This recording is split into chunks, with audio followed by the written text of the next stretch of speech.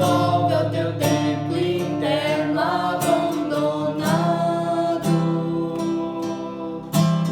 a mais alta de todas as capelas, e as respostas mais lúcidas e belas hão de trazer-te alegre deslumbrado.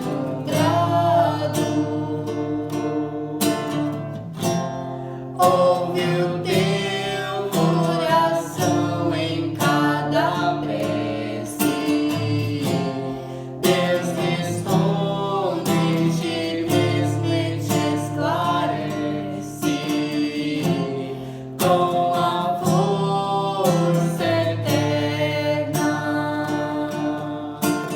da consolação.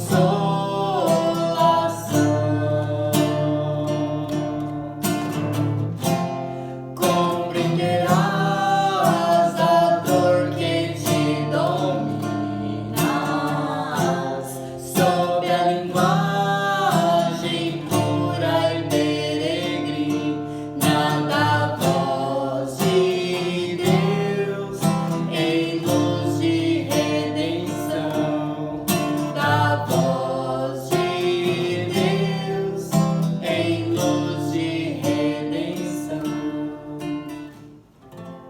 Meus irmãos, nesta noite, fechemos os nossos olhos. Busquemos plasmar em nossa mente a figura excelsa de nosso Senhor Jesus, com suas vestes luminosas, amorosamente curando os coxos estrupiados na Judéia. Ó Senhor Jesus, lhe rogamos, irmão querido, médico de nossas almas, que a vossa misericórdia desça sobre o nosso planeta, trazendo o amor e o amparo a todos os corações aflitos. Senhor Jesus, auxilia-nos neste momento, ilumina-nos o ser, encoraja-nos ao amor e à fraternidade. Mestre, Senhor, em especial, lhe rogamos por todos aqueles que neste momento vão assistir à reunião pública, ao palestrante e a todos envolvidos neste processo. Graças a Deus e que assim seja. Boa noite, meus irmãos. Meu nome é Lohane. Eu sou trabalhadora voluntária do Centro Espírita Chico Xavier em Santa Helena. E hoje a nossa reunião pública é sobre o capítulo 9. Bem-aventurados os mansos e pacíficos. Para iniciar a nossa noite, vamos fazer 3 reflexões. A primeira, o que será que significava o gesto raca na época de Jesus? Será que isso acontece ainda nos dias de hoje? Como desenvolver a brandura no nosso dia a dia? E por último, será que a mansuetude, a paciência, a renúncia fazem parte do processo de brandura do nosso ser? Para iniciar, meus irmãos, nós vamos fazer a leitura do capítulo 9 do Evangelho de Nosso Senhor Jesus Cristo à luz do Espiritismo. Injúrias e violências. Bem-aventurados os mansos, porque possuirão a terra. São Mateus. Bem-aventurados os pacíficos, porque serão chamados filhos de Deus. São Mateus. Aprendestes o que foi preceituado aos antigos: não matareis, e quem matar merecerá condenação pelo juízo. Mas vos digo que quem se irá contra seu irmão receberá condenação no juízo. Quem vociferar contra o seu irmão raca sofrerá condenação pelo conselho. E quem lhe disser és louco padecerá condenação ao fogo do inferno.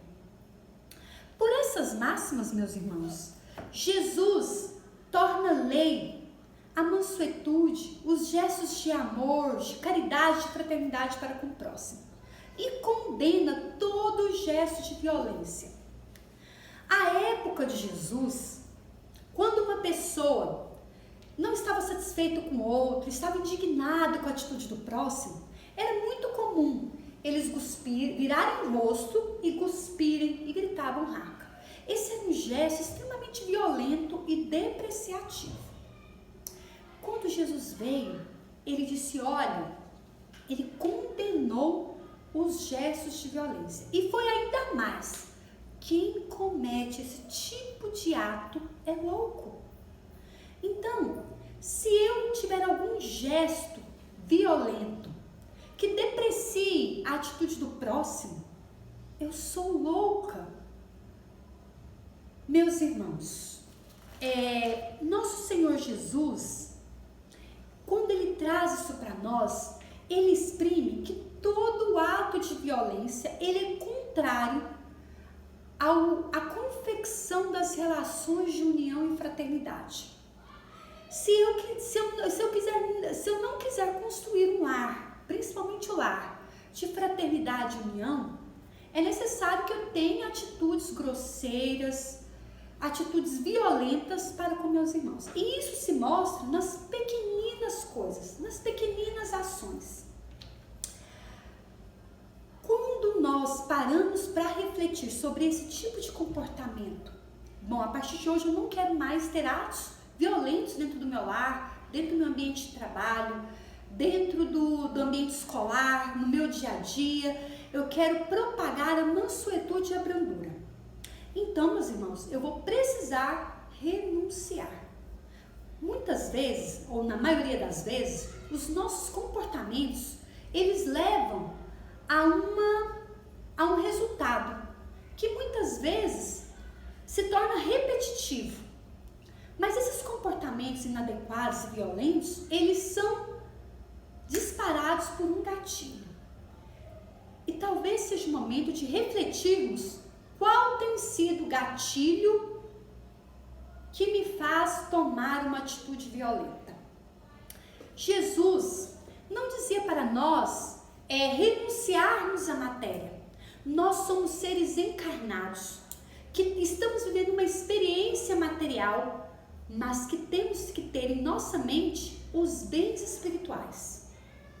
A questão, meus irmãos, é que desde muito tempo, os violentos, eles têm como prioridade o apego à matéria. E é isso que Jesus vem nos pedir para renunciar. Muitas vezes, por apego à matéria, nós brigamos, nós geramos violência dentro do lar, desfazemos as relações de união e concórdia. E é nisso que nós devemos refletir. Esse capítulo do Evangelho, ele é ditado por Lázaro. Ele nos traz duas mensagens. E olha que interessante, as mensagens elas vêm anualmente. Então, em 1861, lá em Paris, Lázaro vem nos falar sobre a afabilidade e a mansidão. Olha que interessante, meus irmãos. Fruto do amor ao próximo, a benevolência para com os semelhantes produz a afabilidade e a mansidão, que são modos de manifestação. Ora, meus irmãos, a mansidão e a brandura é um modo de manifestação de almas que estão procurando ser gentis. Mas não devemos nos confundir, porque isso é diferente do verniz social. Muitas vezes nós somos educados, aparentemente, mas quando somos contrariados ou quando estamos insatisfeitos com o progresso alheio, nós vamos lá e soltamos uma alfinetada que vai, de certa forma, mudar o julgamento de um próximo com o companheiro, ou que vai estimular uma discórdia, uma indignação. Então, a educação pelo verniz social, ela não é em si essa brandura que Jesus, essa mansuetude, essa afabilidade que Jesus nos convida.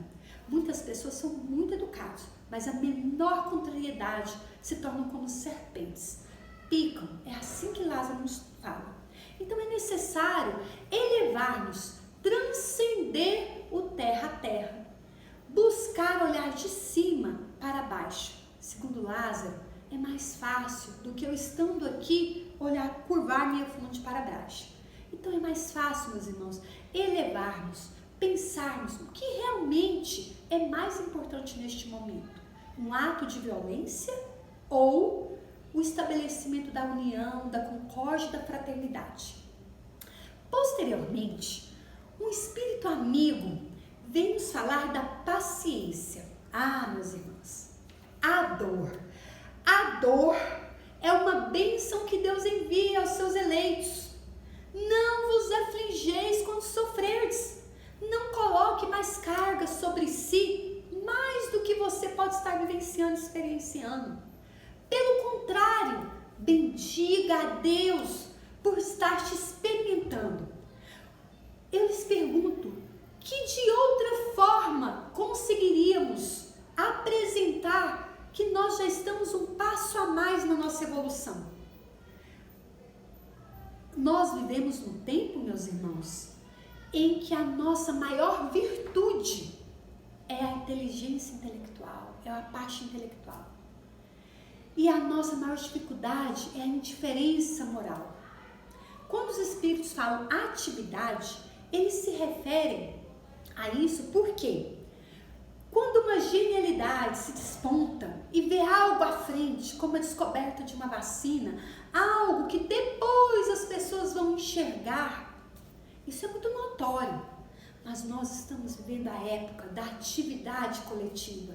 É necessário que todos nós envidemos esforços coletivos para que seja estabelecida no nosso orbe a brandura, a mansuetude, a afabilidade e a paciência, gerando a brandura geral.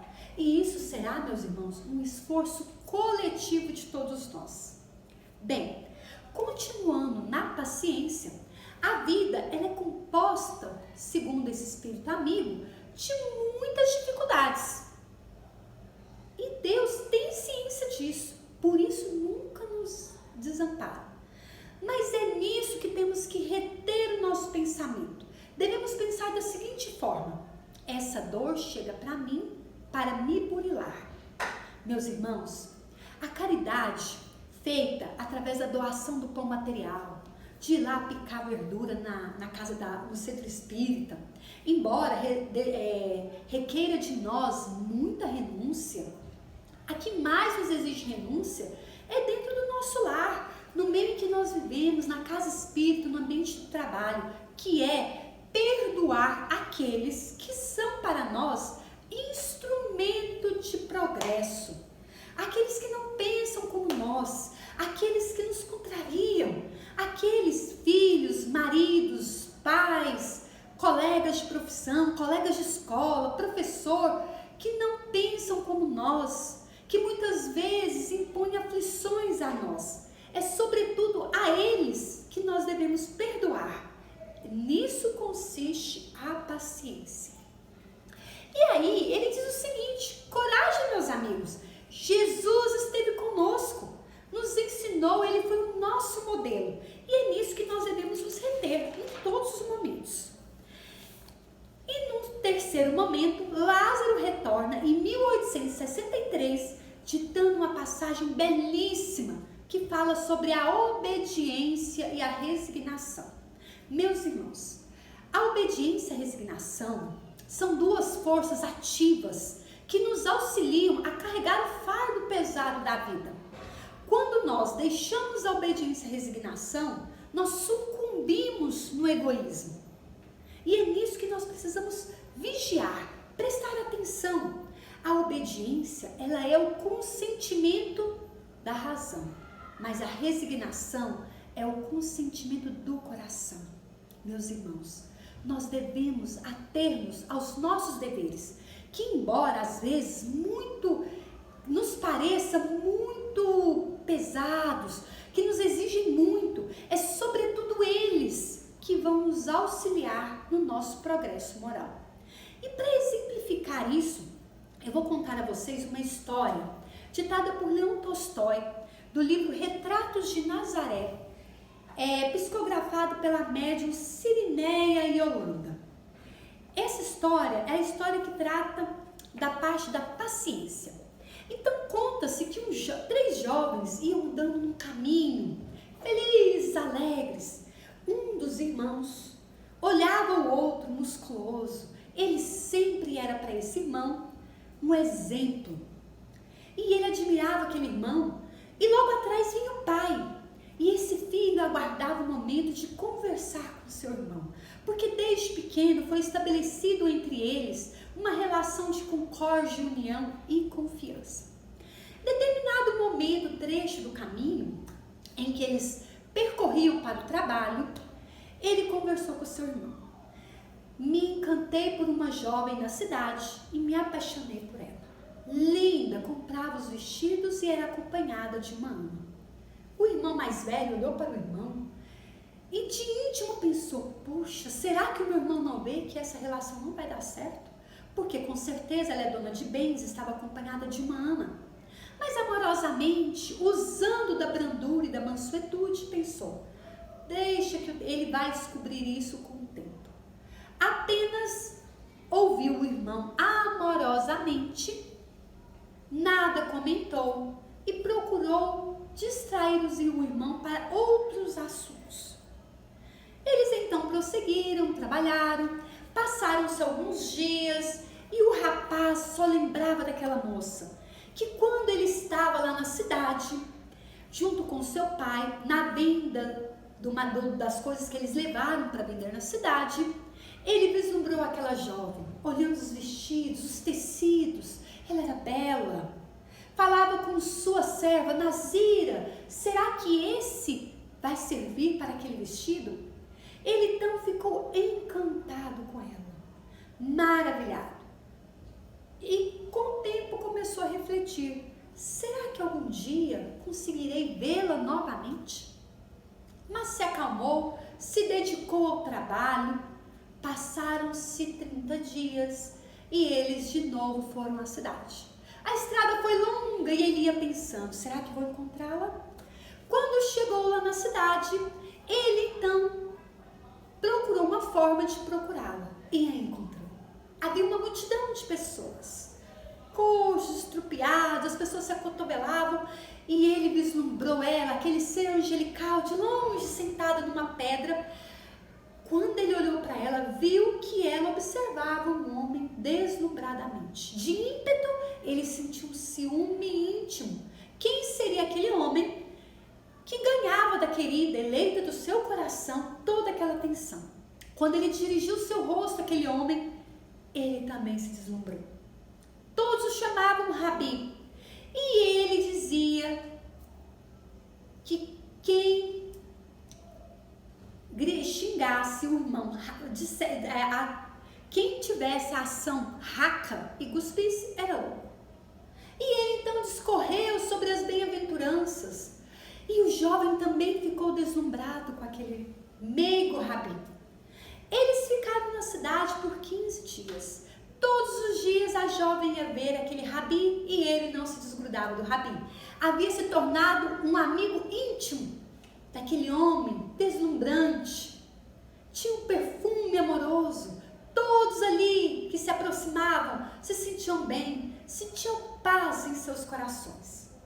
Ele então se aproximou da jovem nesses dias, conheceu-a, soube que seu nome era Júlia. Trocaram juras de amor como duas almas gêmeas e prometeram se preparar para que no futuro estivessem juntos. Passados 15 dias, ele retornou para a casa dele, ela retornou. Ele se dedicou ao trabalho integralmente. Não contou aos seus familiares sobre o acontecido. Ela também retornou ao seu lar, deslumbrada. Era filha única. Seu pai, um soldado romano, havia casado de novo.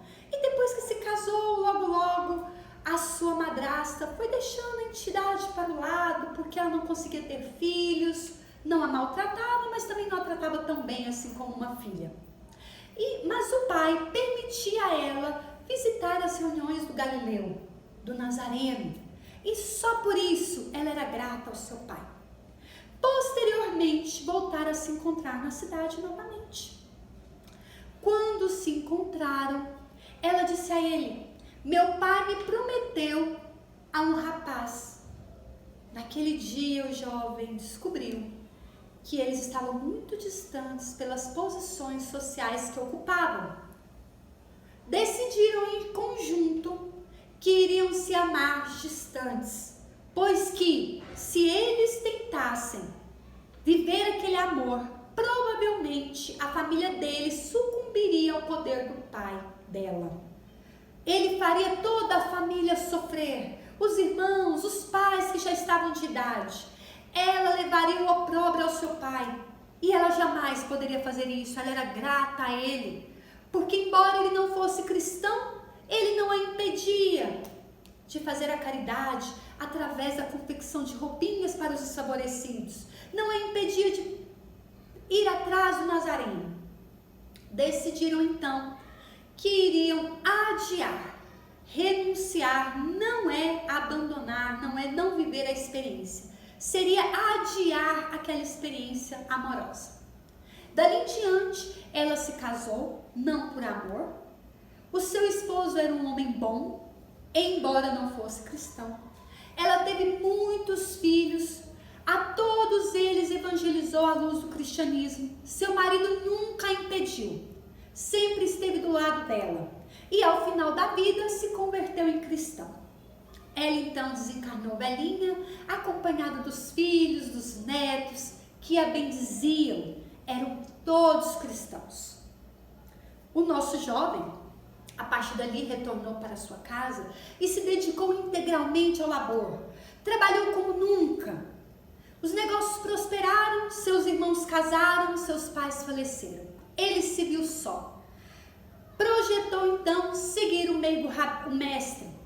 Porém, o Rabi foi crucificado. E ele então decidiu pegar as anotações que ele havia feito em todas as pregações de Jesus e repassar para os outros, a fim de que Jesus não ficasse parado no tempo, que outros tivessem acesso àquela luz, assim como ele teve, que o confortava diante da impossibilidade de estar junto da sua amada.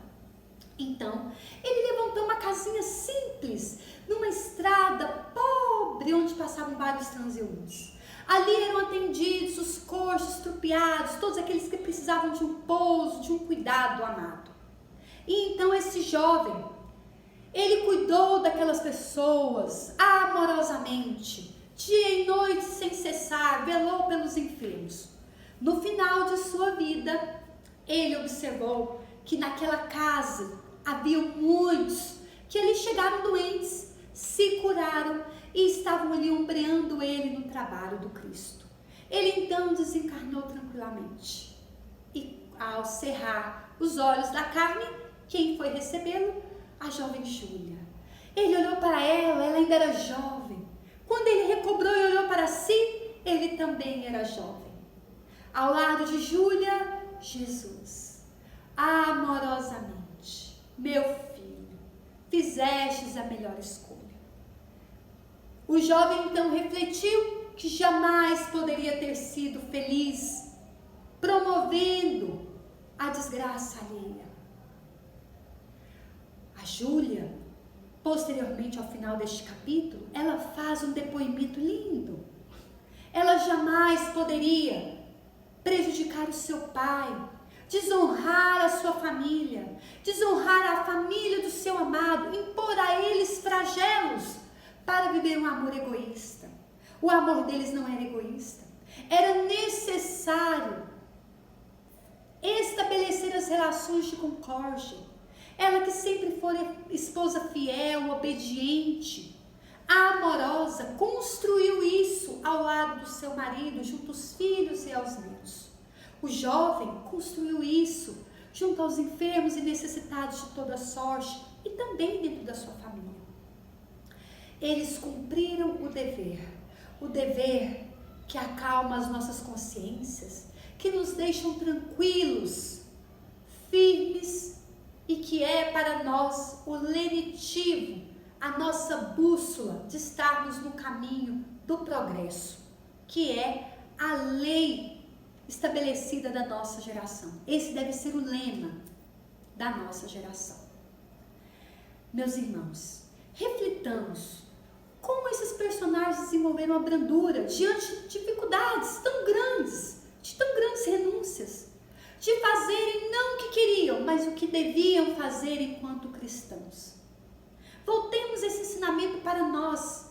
O que temos feito no nosso dia a dia? Quais têm sido os comportamentos? Vigiemos os gatilhos que nos levam a comportamentos violentos dentro do lar. Chegou a hora, meus irmãos, de produzirmos em torno de nós a brandura, desenvolver com toda vontade esse dever dentro do lar, no ambiente do trabalho, no ambiente da escola, no nosso dia a dia. Somente assim, meus irmãos, conseguiremos ser felizes, com a consciência tranquila, cheios de amor e seguros de nossas tarefas neste orbe. Meus irmãos, que Jesus nos abençoe nesta noite. Eu convido a todos vocês neste momento para colocarem a água fluidificada próxima a vocês. Nós estaremos fluidificando a água. Então faça a sua oração íntima. Mentalize Jesus junto a você em seu lar, junto aos seus familiares. Neste instante, meus irmãos, se preparem, se organizem para receber o passe à distância. E que Jesus nos abençoe hoje e sempre. Graças a Deus, que Jesus esteja conosco.